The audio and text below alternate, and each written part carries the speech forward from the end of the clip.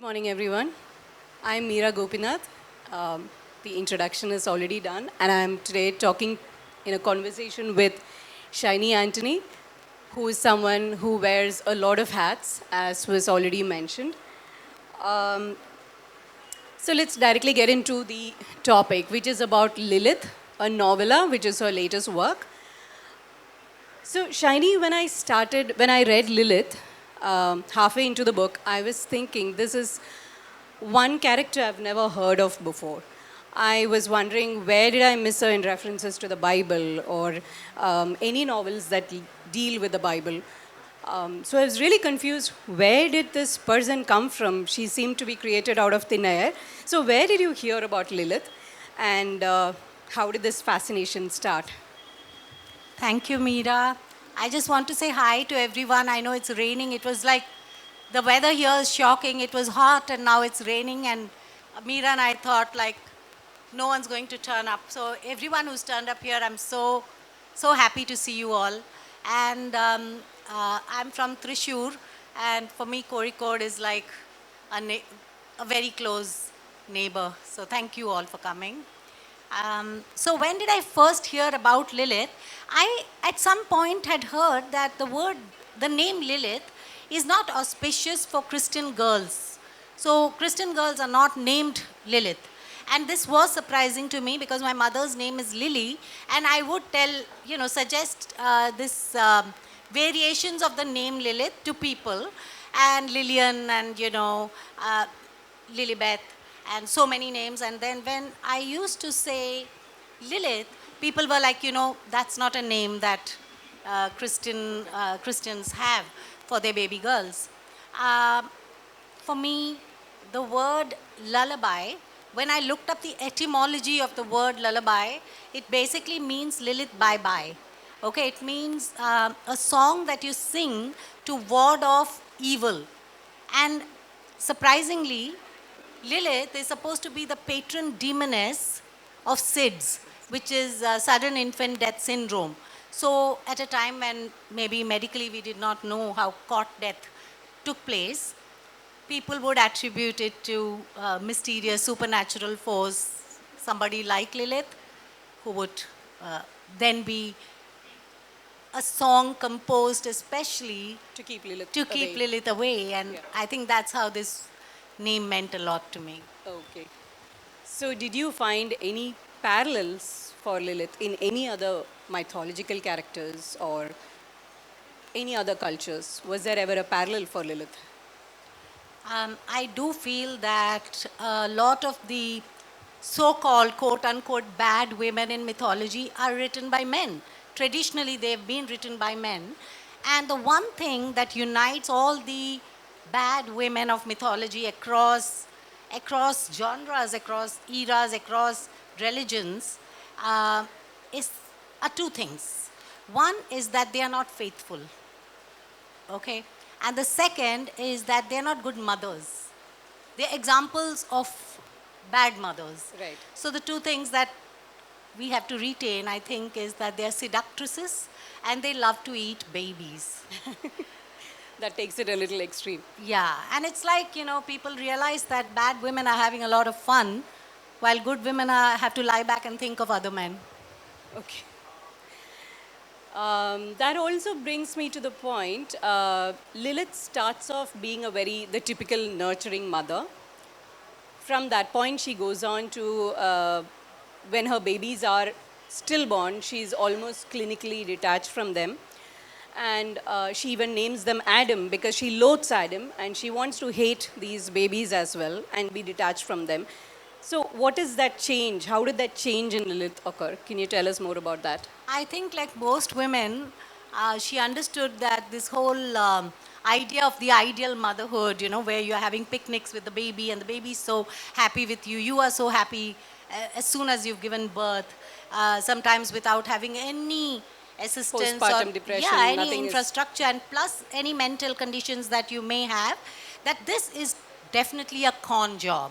This whole thing about you'll have a baby and then you live happily ever after with the baby, after which actually the man goes into the role of provider, protector, and who goes out and fights the battles while you stay at home and you bring up these babies. I think for Lilith, it was quite a defining moment to realize that somebody would deliberately kill her babies, and then she also realized how free she is. Okay. And her version of saving women is when she kills the babies off, she is being very kind to the women.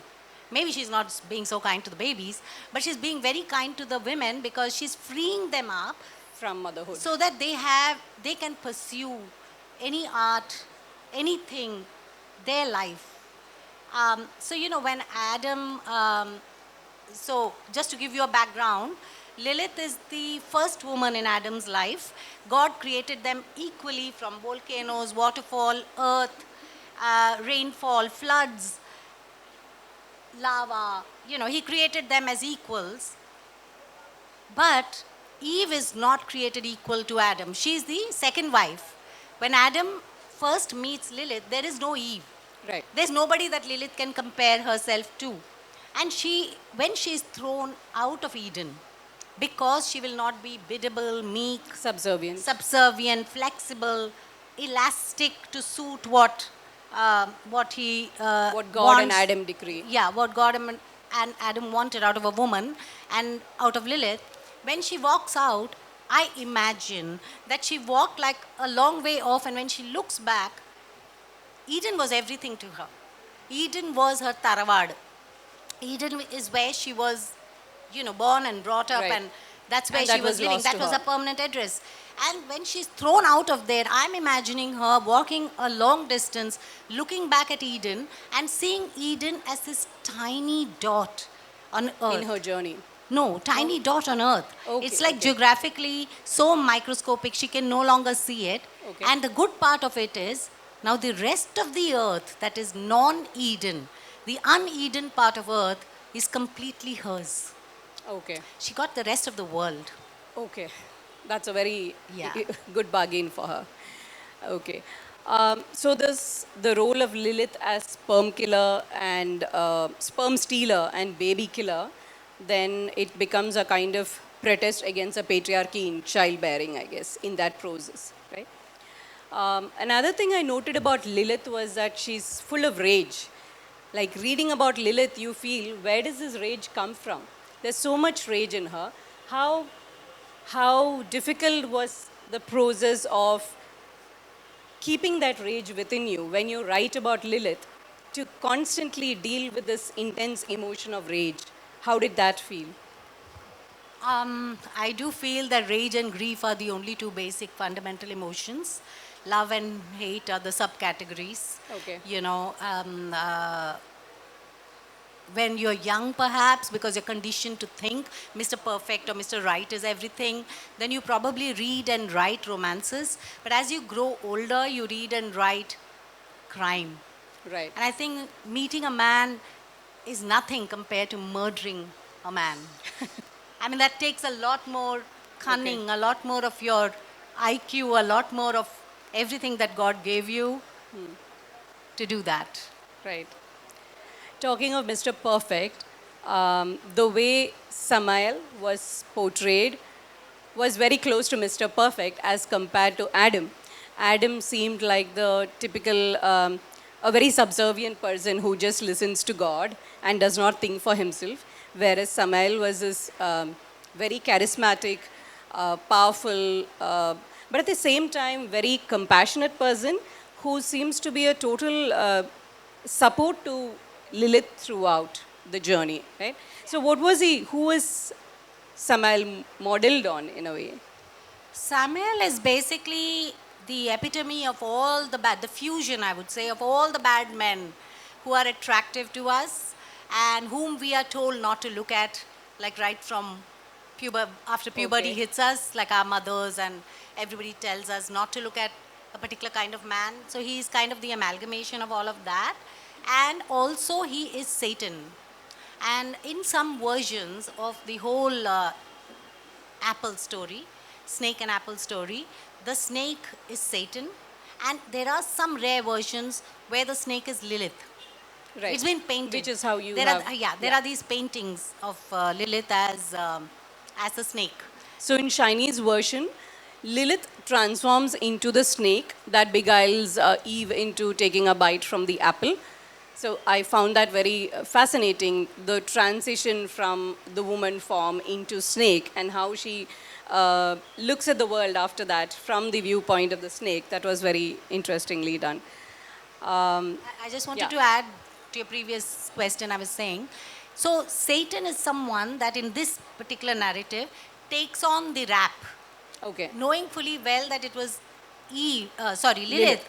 who had done this tree of knowledge and the fruit and apple and everything. He takes on that rap, and for her, that is the most supportive thing another human being has ever done Right. for her. So I think Samuel's gender doesn't really matter. It's just that he stood by her, and that Right. was her gratitude to him. Right. Coming to the relationship with God, God is portrayed in the book as someone who's not a very benevolent being. He seems to be the kind of toxic parenting that we would talk of today, where you love the child only if the child fulfills certain conditions. So again, is this like a parable on parenting? Does that relationship become a parable on parenting? Was there any inspiration for that portrayal of God? More than being a parable on parenting, it can be seen as that.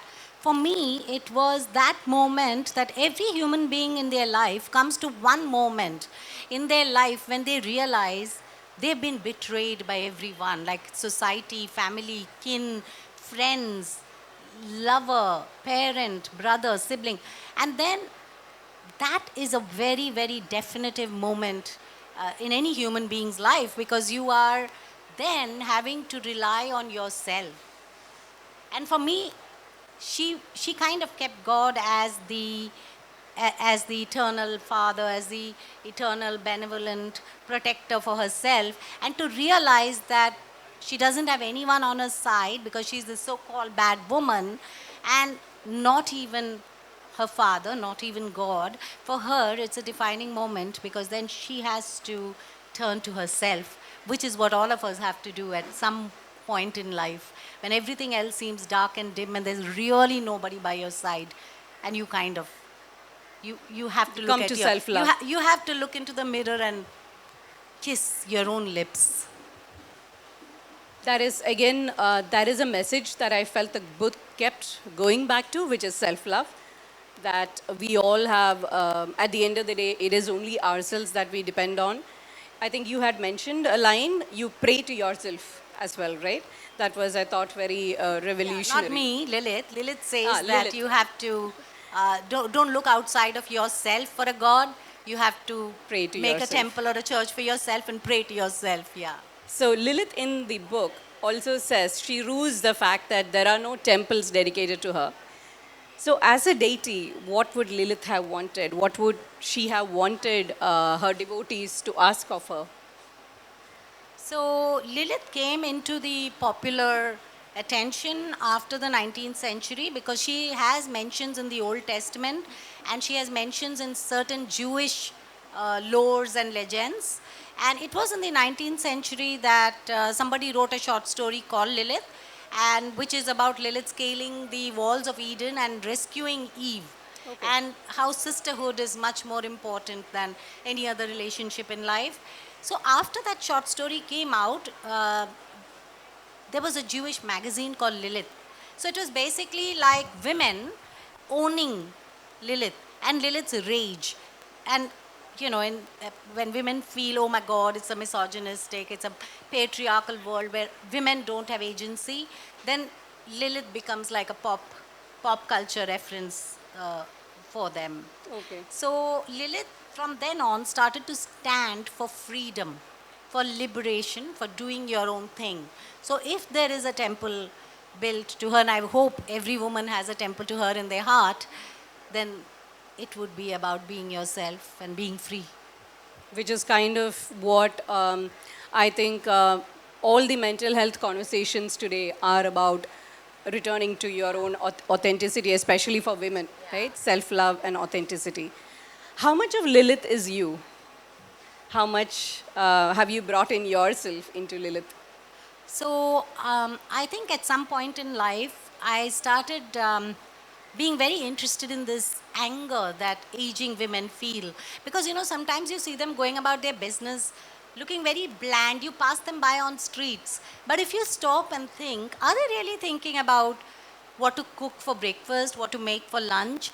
Are they always thinking about knitting booties for their grandchildren? There must be something more interesting In their going lives. on behind that very placid exterior which they develop over the years as an organic protection against generally the world. So I do feel that male anger is very celebrated. Male anger is seductive. It's a peacock dance. Male anger is very, very important to society because it's protective of women. And, angry woman somehow becomes like an oxymoron. Right. Women are not supposed to be angry. We are even told how to laugh. Right. Do not make a noise when you laugh and laugh Right. into your hand. So, and nobody brings a proposal for a guy in your family by saying, you must meet this girl. She's So angry. angry. She loses her temper 24/7. You must meet this girl. Nobody brings a proposal Right. like that. And I do feel that an angry woman who's articulate is a work of art. Okay. So while reading the novella, I kept thinking of who the different characters might be portrayed by if they were in a movie. Samael, for instance, I kept thinking of Lucifer from the series Lucifer. So if Lilith were to be portrayed in movies, who do you think would play her on screen? Have you thought about that? Have you even thought about um, taking this as creating it as a movie or even regionalizing it like maybe Kaliyatam was done, right? And trying to present it as a movie. Has that thought ever occurred? And if yes, who would you choose to portray Lilith on screen, considering she's such a multidimensional character, full of rage one moment, there's also compassion, there's a lot of, there is sometimes she keeps going down different paths and there's so much of self-exploration. It's entirely a monologue. The entire book is a monologue. So who would be capable? I've really not thought so much about it. What you're saying is very interesting, because I think for me, Lilith, it's like when you read a book and then see the movie. Like you're not satisfied by whoever plays Harry Potter, whoever plays, any other character, Okay. Cinderella, Snow White, because you've read them and you've imagined them as something Right, right. much bigger than a movie can give you. So I think when I think of Lilith, she is so vast and she is um, so all pervasive. I'm not able to pin her down to one face, one body, one mind, one heart. I'm not able to do that myself. But I have to tell you that this journalist, CNBC journalist Anuradha Sengupta, she had done some kind of a review of the book and she had suggested a lot of people. She said this will work as a monologue, and she suggested a lot of people, and one of the people she suggested was Olivia Colman, and I was like, oh my God! I mean, if that happens, I shall faint. Okay. Yeah, for me, when I thought of a Malayalam actress representing her, obviously Parvati Thiruvoth came to mind. I think she'll do a brilliant job if you were to ever do that. Even as a theatre piece, it would be lovely to have. Another thing that really struck me in the novella was you mention that things will Lilith mentions that things will get better only when man and woman fuse into a new hermaphrodite identity. Could you tell us more about this, especially in the current times where gender identity and gender fluidity is becoming normalized? There's a lot of discussion around that. I thought that was a very interesting statement to make. Could you tell us more about that? So I do feel that a lot of the the imbalance in the gender relationships are because of the differences. And there is a kind of global movement, and it's very, very human to want to erase those differences. Because somewhere for, for survival, we've realized that that's not working. We've not yet discovered another planet and we are not sending all the men there. So this is a planet that we are all sharing. and we have to minimize the differences, look beyond the differences. And I find it very, very interesting that we have all these unisex models coming into every part of life, like Right. whether it's washrooms or haircuts or clothes. So we are first looking at what's obvious, the aesthetics or the externals, and then we might work towards the internals, because that's what evolution is all about. And I do hope that one day reproduction itself will be relegated to some kind of a technological act, and then let's see how things will be between men and women. Okay. Also, in the novella, you present Lilith as someone who's constantly, she seems to have a love hate relationship with Eve. Was that consciously done? As in, Eve is everything, Lilith is not, right? And there is some kind of irritation with her for being the typical woman.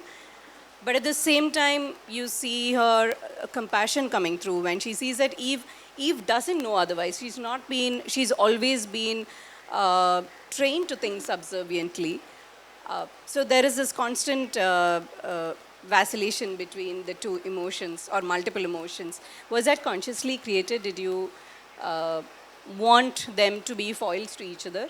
And could that relationship have gone a different way rather than just making her eat the apple and face the fury? Could there have been a sisterhood? Could that have gone a different way? So I do feel that Lilith starts off in a very stereotypical way. I do feel that Lilith starts off in a very stereotypical way of hating what we call the other woman, the second woman in a man's life. Yeah. So she has all those, all that repressed rage against her and jealousy, and she's also focused on the differences between them rather than any similarities. Right. I think ultimately there is a moment in the book where she feels inferior to Eve, because Okay. Eve is like a nurturer. Eve is like the nourisher. Right. Eve is like, has all those stereotypical qualities that femininity is supposed to have. And there is a time where Eve, when Lilith looks at Eve and she feels, maybe I'm not flamboyant, maybe I'm just cheap. Okay. You know, maybe I'm just like one street artist, and maybe I don't have any heft to me. And that self-doubt is, I think, a very attractive part of the so-called bad women. You know, Okay. they do want approval, they do want validation at some point. But the very interesting part about Lilith is that she feels that most women are conditioned to obsess over the right man.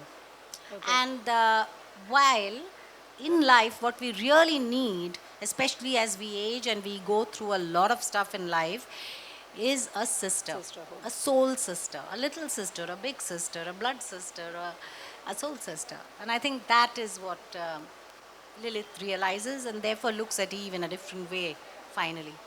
So essentially, you can sum up the book and its message as a journey into self love, realizing yourself, living authentically, and finding your own sister tribe in a way, right? So you've had a prolific year with 4 works. Any secret to this?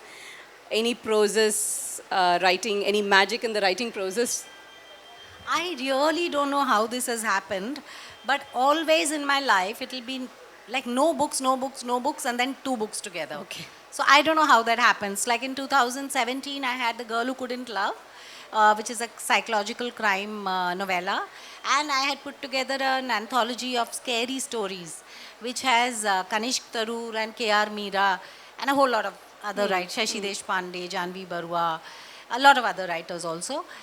So those 2 books came out literally in the same month, I think, because it was a scary anthology and they wanted to bring it out in Halloween during Okay, that, okay, yeah. you know, All Souls Day. And this year in Jan, I had 2 novellas, which is Kant, and then I had Lilith. Kant was supposed to come pre-COVID, but for Okay. obvious reasons, it got like Okay. postponed, and it just happened to come out along with Lilith. And now I have, in October, I've had an anthology, Hell Hath No Fury, which is pretty international. There are 4 or 5 international writers who've written for the book. And then in November, I have something on grief, Okay. again, which is an anthology that I put together. Okay. Edited, co-edited actually. So, can we have any audience questions for Shinie, if any?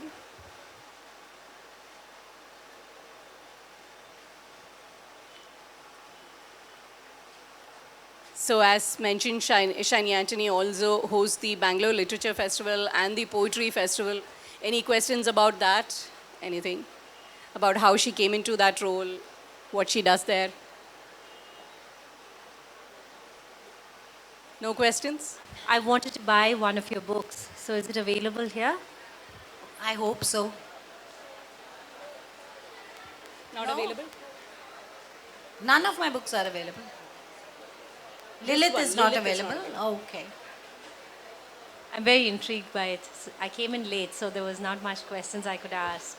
But I think women go through so many ups and downs in life, and you're going through a series of emotions as you go through the whole thing. Is your background in psychology, or I mean, how did you get into the human mind, and what made you what inspired you to write this book? This particular book, I don't know, but I do think this rage factor as you age, that kind of thing really does interest me. Maybe because when I was a child, I shared my room with my grandmother, whom the whole world saw as a very sweet old lady who knew all the old Christian hymns. I've learnt all my old Christian hymns from her. But when the lights were switched off and when we were about to go to sleep, I really feel that Lilith's voice and the girl who couldn't love and the old lady in Kant, that 70-year-old lady in Kant, I do feel it's like my grandmother somehow bursting out through me, because there's a kind of self-confidence and I've seen it all kind of a thing. So in that dark, we would lie together. She would either sing, but some days she would tell me really horrible things, really cruel things about people who had just come and left our house, or people related to us, or who are neighbors. And she would tell me their motivations, and I think, yeah, I have been very interested even as a child about. So I know that, the face that people, especially women, present, something, I've never been interested in two men talking to each other, nobody else being there.